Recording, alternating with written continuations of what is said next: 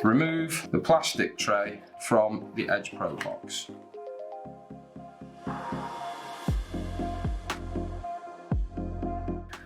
Remove the battery, the coil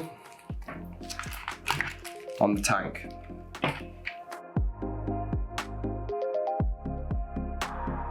Remove the tank from the plastic bag and attach to the battery, screwing clockwise until tight.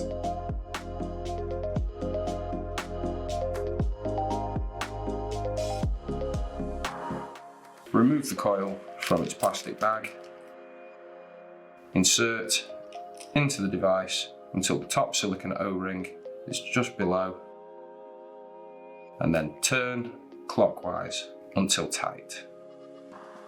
You might need to give it just an extra twist past where you might think it's in, just to connect that circuit and get everything working properly. Ensure the device is charged using the cable provided, referring to the safety information in the leaflet.